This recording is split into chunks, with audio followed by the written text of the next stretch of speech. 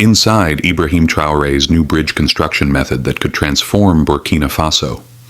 In recent months, Burkina Faso has drawn attention not only for its political direction, but also for its unexpected approach to development and infrastructure.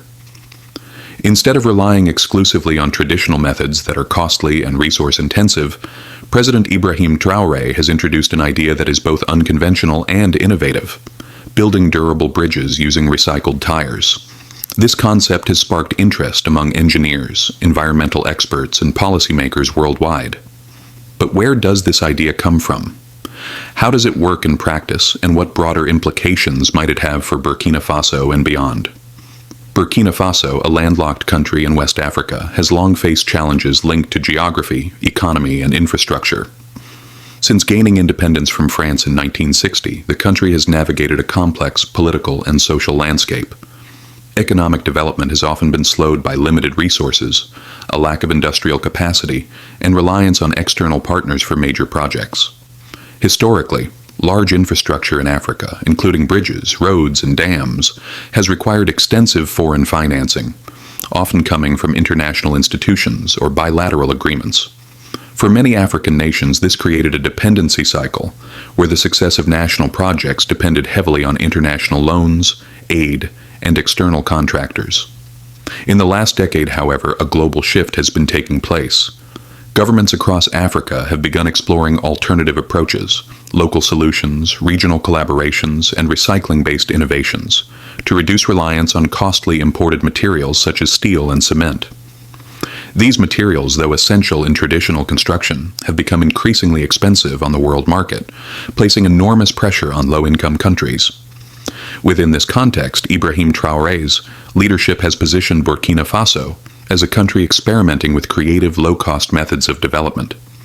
His administration emphasizes resilience and self-sufficiency, a message that resonates strongly within Burkina Faso's political history, where cycles of external dependency have often been a central concern. Diplomatically, Burkina Faso's approach has also drawn attention from regional partners and global observers. Universities and research institutions abroad are monitoring these innovations, while development experts are opening discussions about whether such methods could represent a viable model for other nations facing similar economic constraints. The bridge initiative that Ibrahim Traoré has introduced is striking because it relies on an abundant yet underutilized material: discarded vehicle tires. Around the world, millions of tires are replaced every year, creating a serious environmental challenge. Tires are not biodegradable, they do not decompose naturally in landfills, and when burned, they release toxic gases that contribute to air pollution. Governments worldwide spend significant resources on waste management strategies to deal with this issue. In Burkina Faso, rather than treating old tires as waste, Traoré's plan transforms them into building blocks for bridges. The process is relatively straightforward but highly effective. First, the ground is prepared and reinforced to serve as a strong foundation. Tires are then arranged systematically in rows, each tightly connected to the next so that no gaps remain. Once secured, the tires are filled with concrete, which hardens into solid stone-like blocks.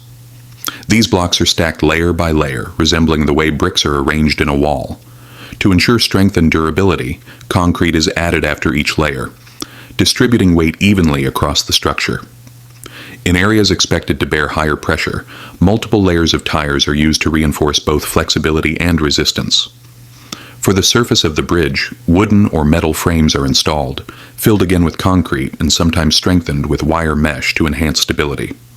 When completed, the result is a bridge made primarily of recycled materials, but with durability comparable to conventional steel structures.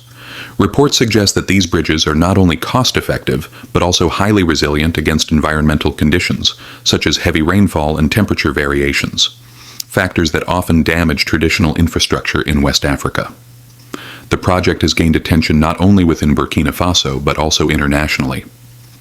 Academic institutions are beginning to analyze the method as a potential case study in sustainable development. Environmental organizations have praised the dual benefit of reducing tire waste and lowering construction costs. For communities in Burkina Faso, the project holds immediate value. Bridges built with this method can connect remote villages to cities, giving farmers easier access to markets, children a clearer path to schools, and patients a quicker route to hospitals. The broader significance of this initiative lies not only in its technical novelty, but also in what it represents for development strategies in low-income countries. By using recycled materials, Burkina Faso is demonstrating a model of infrastructure that is both affordable and environmentally sustainable. On one side, this innovation addresses a pressing global issue: waste management. With millions of tires discarded annually, finding alternative uses for them is a shared challenge worldwide. If the method proves reliable on a larger scale, it could provide a pathway for many countries to manage waste while reducing construction expenses. On the other side, there are questions that remain open. Engineering experts point out that while the bridges appear strong in early stages, long-term performance needs careful study. Will these structures endure decades of use under heavy loads? How will they react to extreme environmental conditions over time? Research is ongoing, and these questions highlight the importance of continued observation and testing. Economically, the approach could relieve financial pressure on governments like Burkina Faso's. Instead of depending on imported steel or international contractors, local communities can participate in construction. This has the added effect of creating employment opportunities, particularly for young workers and informal laborers, who previously collected discarded tires with little economic benefit. Socially, the symbolism of the project is powerful. By turning what is normally considered waste into a foundation for progress, it reflects a vision of resilience and creativity. For Burkina Faso, often portrayed as a country constrained by poverty, such projects demonstrate that innovation does not always require vast resources. It can also emerge from necessity and local ingenuity. However, it is also important to view the project within its limits. It does not replace the need for broader infrastructure investment, nor does it solve all the country's development challenges. Instead, it serves as a complementary model, one that could inspire adaptation elsewhere, but must be tested and refined with caution. The story of Ibrahim Traoré's bridge construction method reveals much more than a technical experiment. It reflects a broader effort by Burkina Faso to chart its own path in development, using available resources in new and creative ways. Whether this innovation will expand across the country or even inspire adoption in other regions remains an open question. What is clear is that the method has already sparked global interest, from universities to policymakers, as an example of how local challenges can lead to unexpected solutions. Only time will tell how these ideas will shape the future of infrastructure in Burkina Faso and beyond.